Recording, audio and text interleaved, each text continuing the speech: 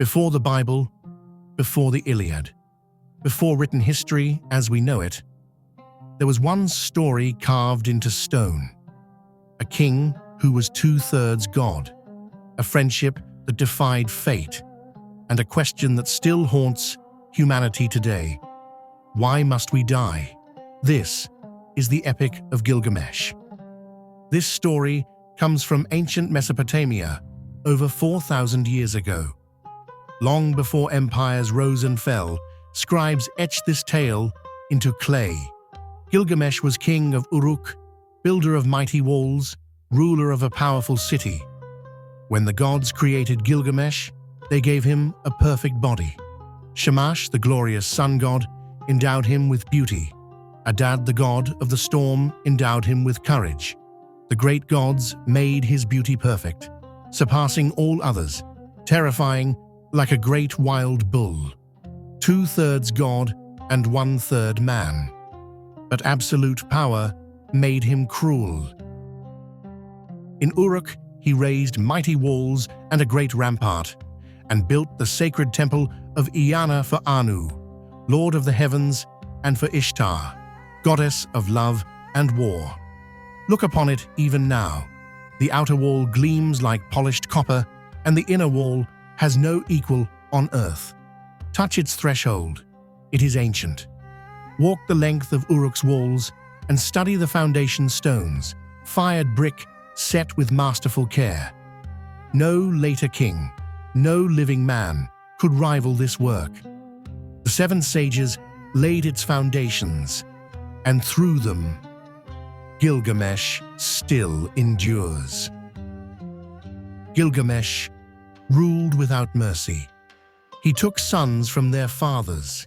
He claimed brides on their wedding night. His lust leaves no virgin to her lover, neither the warrior's daughter nor the wife of the noble.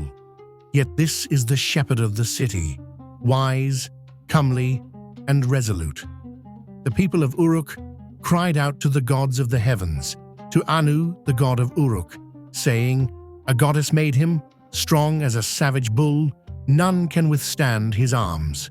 No son is left with his father, for Gilgamesh takes them all. And is this the king, the shepherd of his people? His lust leaves no virgin to her lover, neither the warrior's daughter nor the wife of the noble." And the gods listened. They turned to Aruru, goddess of creation, and commanded her to make an equal, someone who could stand against Gilgamesh. "You made him, O Aruru, now create his equal. Let it be as like him as his own reflection, his second self, stormy heart for stormy heart. Let them contend together and leave Uruk in quiet." When the gods saw what he has become, they created his rival. What they created would change Gilgamesh forever. So the goddess conceived an image in her mind, and it was of the stuff of Anu of the firmament.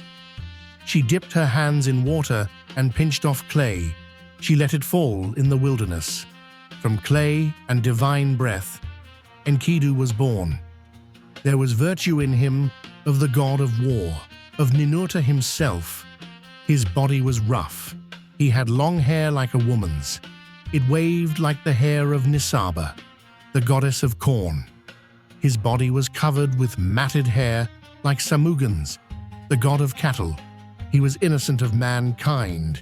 He knew nothing of the cultivated land. He ran with gazelles, drank beside wild beasts. He knew no laws, no kings, no cities. But Enkidu was strong as Gilgamesh. One day, at a watering place, a trapper stood face to face with him, a wild man who had wandered into his domain.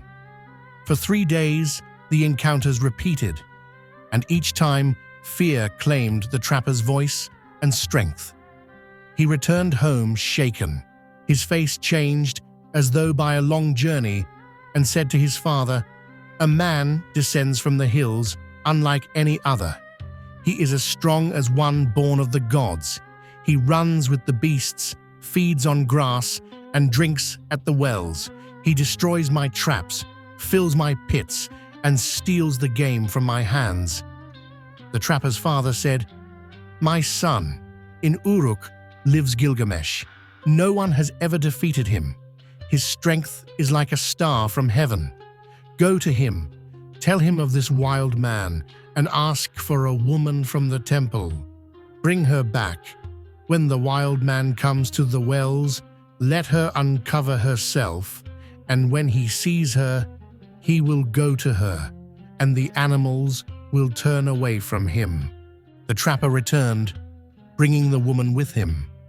After 3 days of travel, they reached the watering place and waited there together for the animals to arrive. For 2 days, nothing appeared. But on the 3rd day, the herds came down to drink, and Enkidu was among them. The creatures of the plains gathered at the water, and Enkidu, who roamed the hills and lived among the animals, was with them, feeding as they did. From afar, the woman saw the wild man emerge from the highlands. The trapper said to her, "There he is. Go now. Do not hesitate. Let him come close and draw him towards you. When he joins you and learns the ways of humanity, the wild animals that once ran beside him will turn away from him." She felt no shame and drew him toward her, and through her presence, she introduced him to the ways of humanity. For 6 days and 7 nights, they remained together, and Enkidu forgot the life he had once lived in the hills. When at last he turned back to the wild, the animals sensed the change. The gazelles fled at his approach. The creatures of the plains scattered from him. Enkidu tried to follow, but his strength had left him. His legs failed, his speed was gone, and the life he once shared with the beasts was lost to him. Enkidu had grown weaker in body, but wiser in mind. Human thought now stirred within him. He returned and sat at the woman's feet, listening closely as she spoke. She said, "You have gained wisdom, Enkidu. You have become like a god. Why live among the beasts in the hills? Come with me to Uruk, the strong walled city, to the temples of Ishtar and Anu. There lives Gilgamesh, mighty and powerful, ruling men like a great wild bull." When civilization reached him, Enkidu's fate was sealed. Enkidu became a man, and soon he would face the king himself. When Enkidu reached Uruk, he lived happily among the shepherds until one day he looked up and saw a man approaching.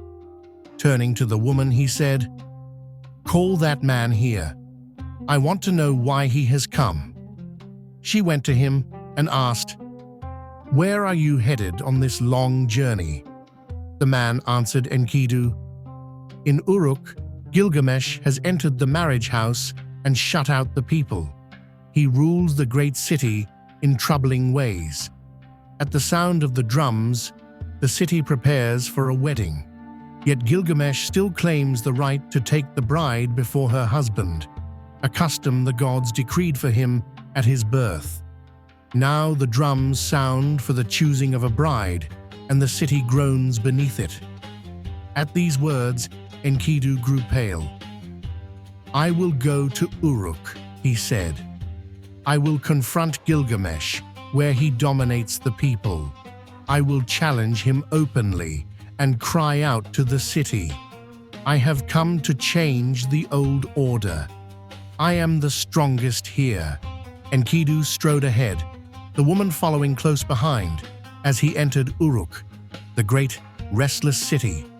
Crowds flooded the streets, pressing in around him, staring and whispering in awe.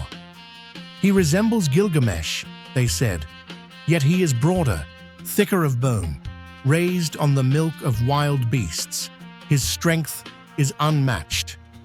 The people rejoiced, believing at last that Gilgamesh had found his equal. That night, as a bridal chamber was prepared in Uruk, Gilgamesh rose to claim his ancient right, but Enkidu stepped into the street and barred his path. At the gate, the two giants collided. They grappled like raging bulls. Doorposts shattered, walls trembled, and the city shook beneath their struggle. At last, Gilgamesh drove his foot into the ground, twisted, and threw Enkidu down. In that instant, Enkidu's rage faded. Rising, he bowed his spirit and said, "There is no one like you in all the world. The gods have raised you above all men, and kingship is yours by right." When the dust settled, something unexpected happened. Enkidu and Gilgamesh embraced, and in that moment, their rivalry ended, and an unbreakable friendship was born. Enemies became brothers.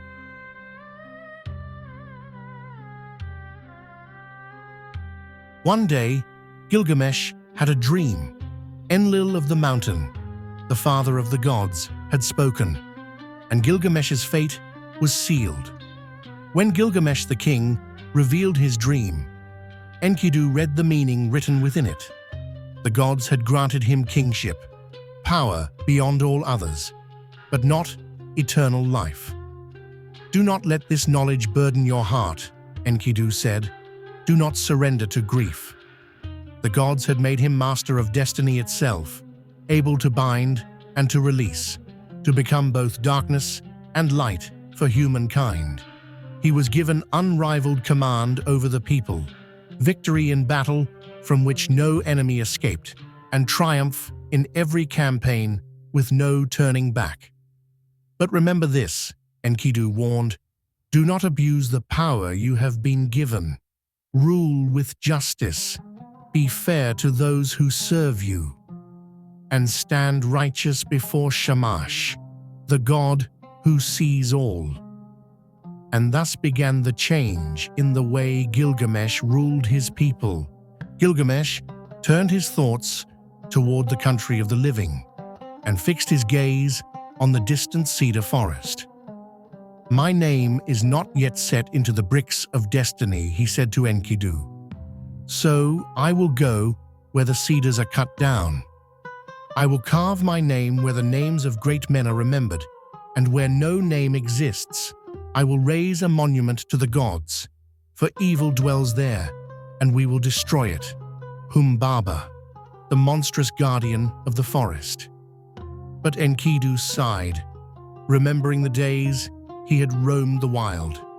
He spoke of the vast forest stretching beyond sight, of Humbaba armed with sevenfold terrors, whose roar was a storm, whose breath was fire, whose jaws were death itself. "No man enters that land without fear," he warned. "It is no equal struggle." Gilgamesh answered him calmly, "Only the gods live forever beneath the sun. The lives of men are brief, like the wind. If I fall, I will leave behind a name that endures. Long after I am gone, they will say, 'Gilgamesh fell fighting Humbaba.'" Then Enkidu answered once more, urging caution.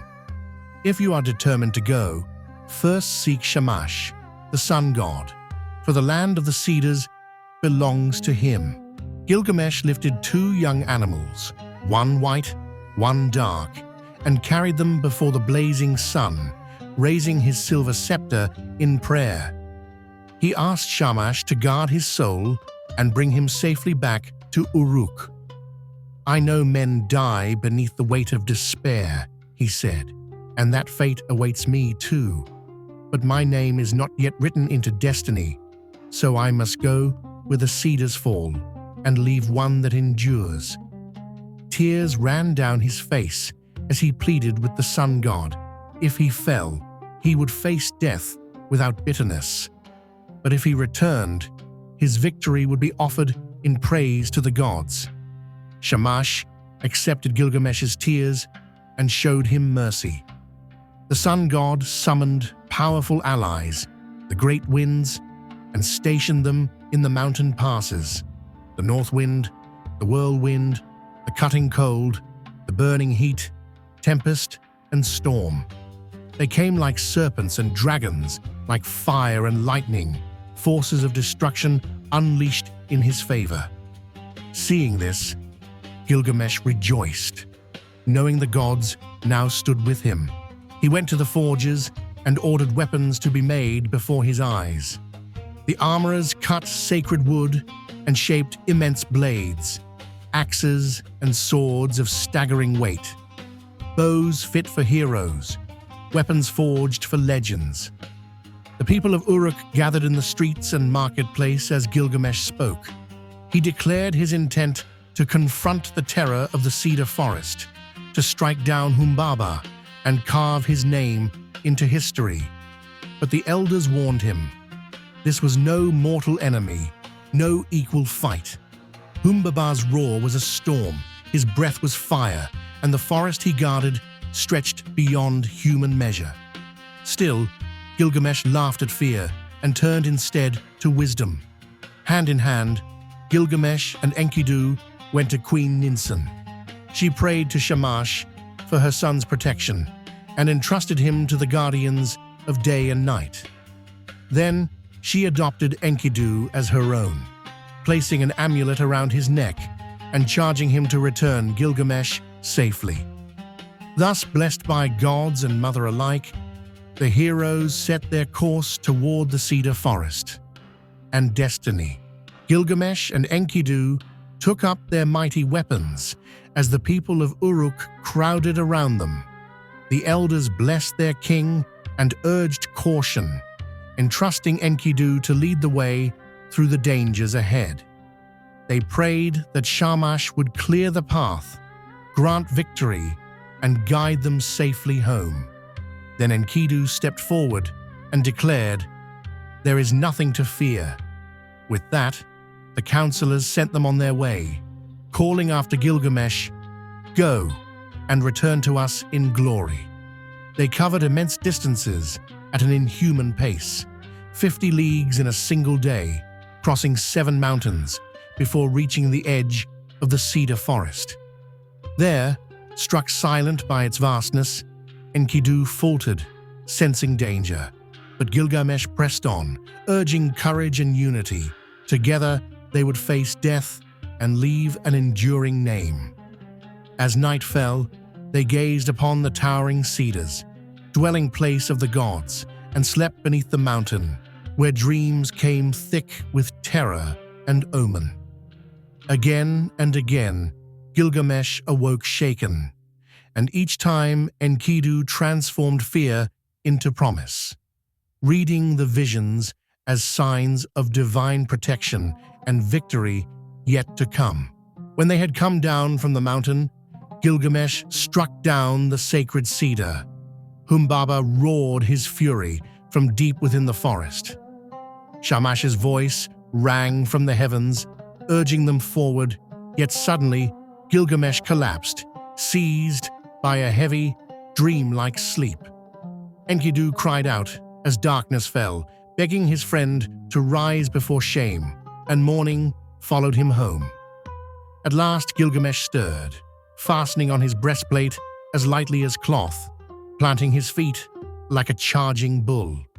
Swearing by his divine parents Ninsun and Lugulbanda, he vowed that he would not turn back until he had faced whatever power awaited him in the country of the living. Enkidu pleaded with his king, warning him of the horror that guarded the forest, of a monster whose teeth were fangs, whose gaze shattered trees, whose charge came like a flood.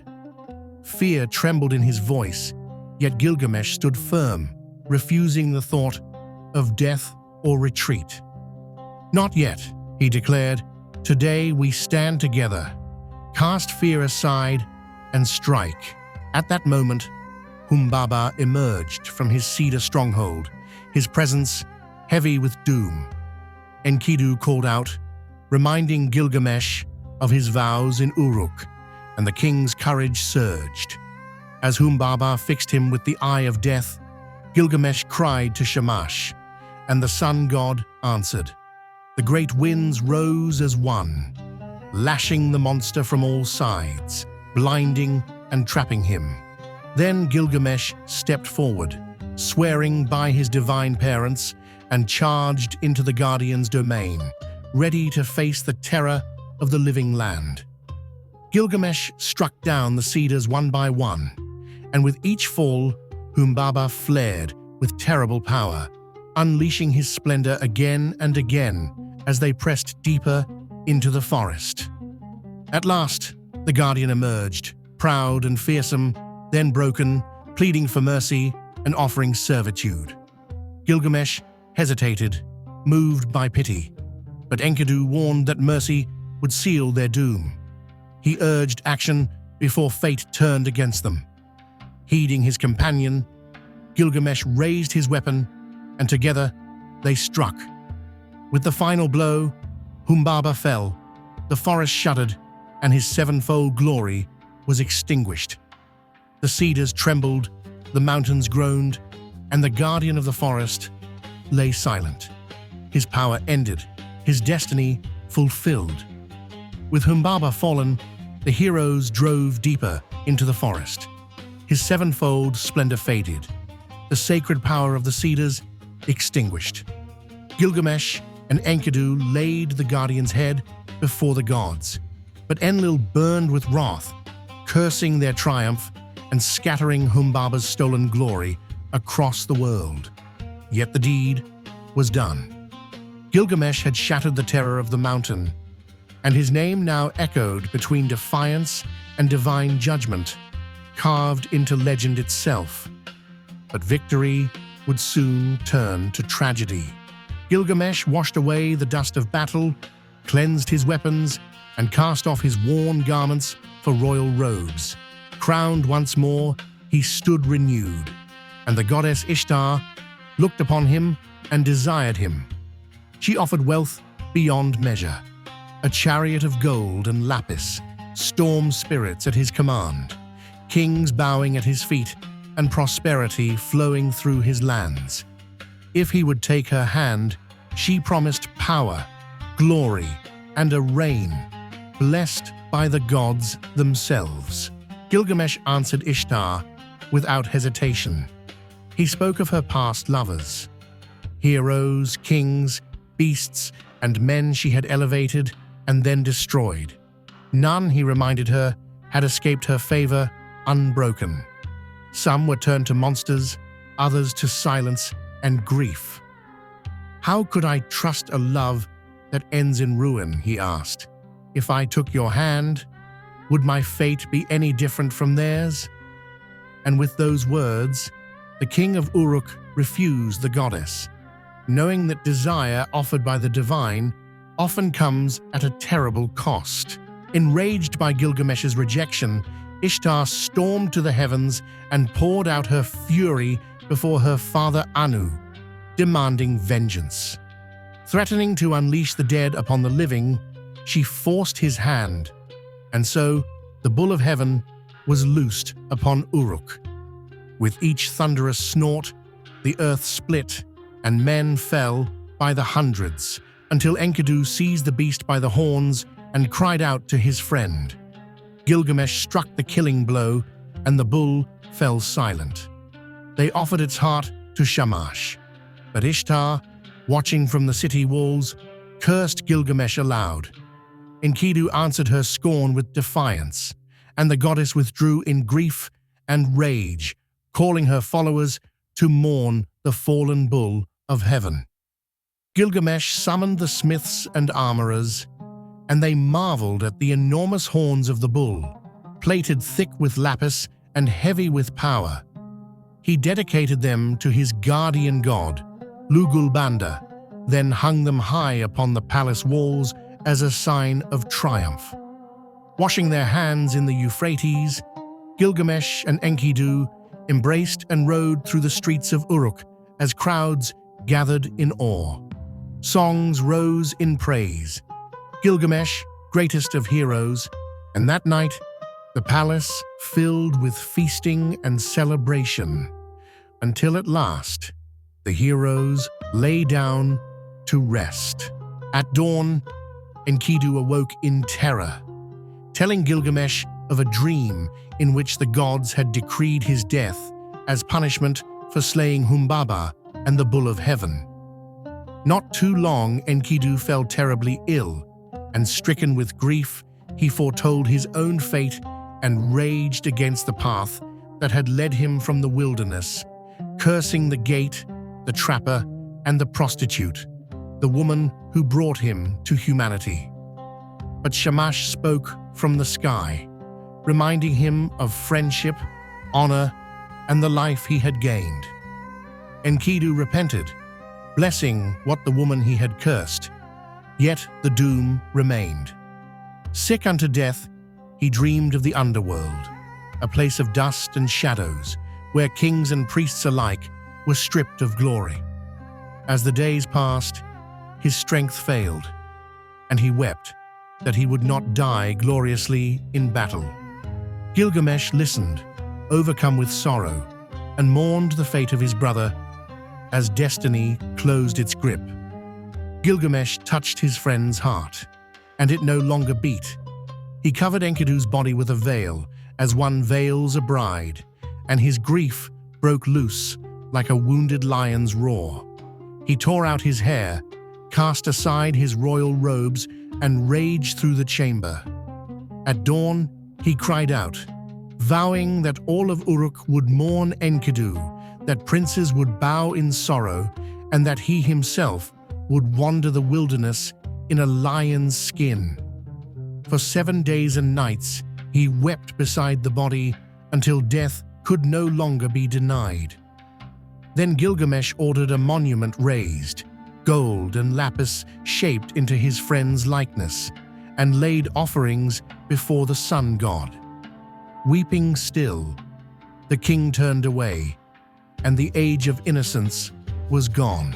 Bitter with grief, Gilgamesh wandered the wilderness in his lion skin, haunted by the death of Enkidu and driven by fear of his own end.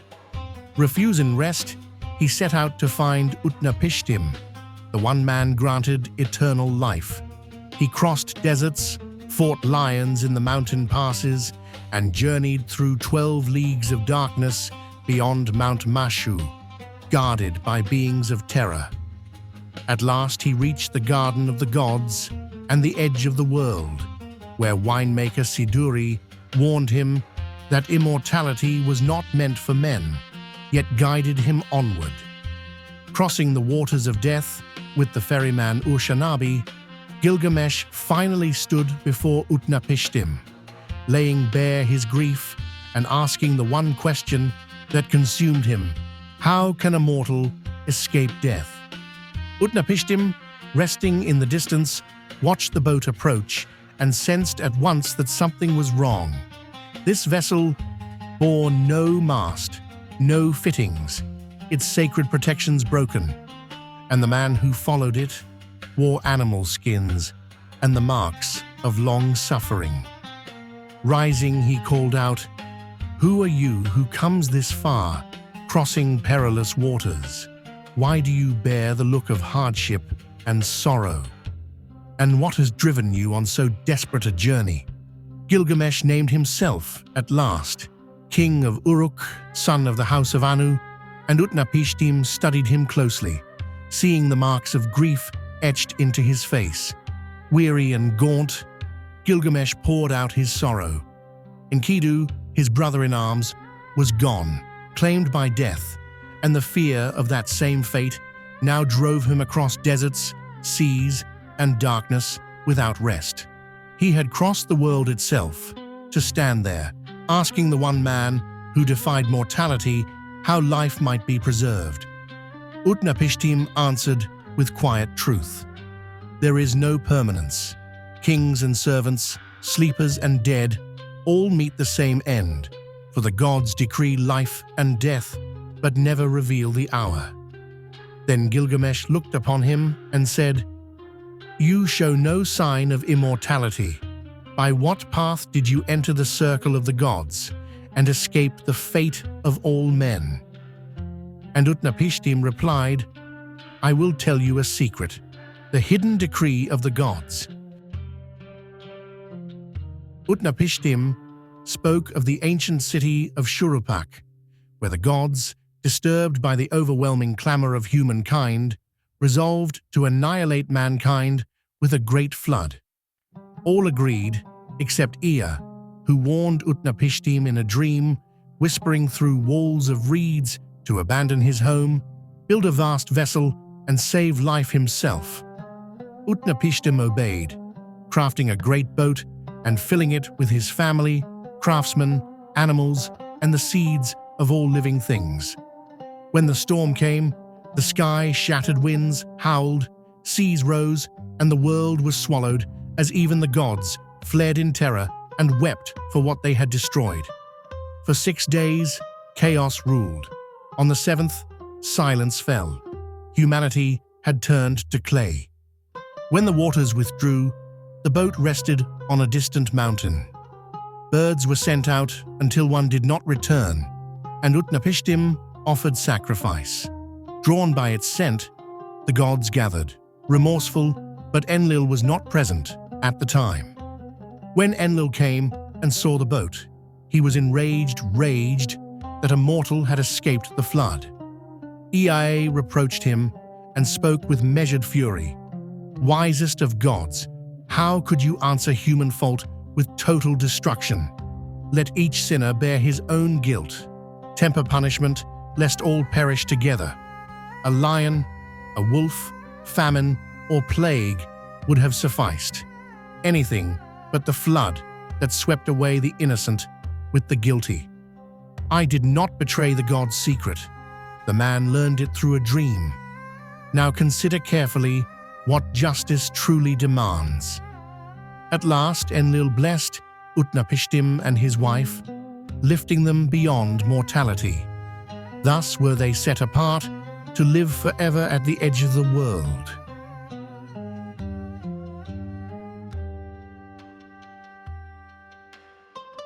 Utnapishtim challenged Gilgamesh with a final test. If he wished to rival the gods and gain immortality, he must conquer sleep itself for 6 days and 7 nights. But even as he sat upright, exhaustion closed in like a drifting fog, and sleep overtook him. At Utnapishtim's command, his wife baked a loaf of bread for each day Gilgamesh slept, setting them beside his head as the days passed. When Gilgamesh finally awoke and claimed he had scarcely slept, the loaves told the truth. Hard, stale, and mold-covered, marking his failure and proving that immortality was beyond mortal strength. Seeing his defeat, Gilgamesh despaired, sensing death in every place he stood. Yet Utnapishtim ordered that he be restored before his return. Urshanabi led him to the washing place, where Gilgamesh cleansed himself of dust and animal skins, and the sea carried his hardship away. His strength renewed, his appearance restored, and clothed in garments that would not fade, he prepared to leave. But at his wife's urging, Utnapishtim revealed one final secret, a spiny plant beneath the waters that could restore youth. Gilgamesh descended into the deep, seized the plant despite its thorns, and dreamed of taking it home to renew the aging and reclaim his own lost vigor. But fate had not finished with him. As he bathed beside a cool spring, a serpent sensed the plant's power, rose from the water, and stole it away, shedding its skin as it vanished. Gilgamesh wept, knowing the prize was lost forever. At last he returned to Uruk, the strong-walled city, and showed Urshanabi the towers and foundations he had built, enduring works of human hands. Having failed to defeat death, Gilgamesh gained understanding that a mortal's immortality lies not in living forever, but in the legacy of what he leaves behind.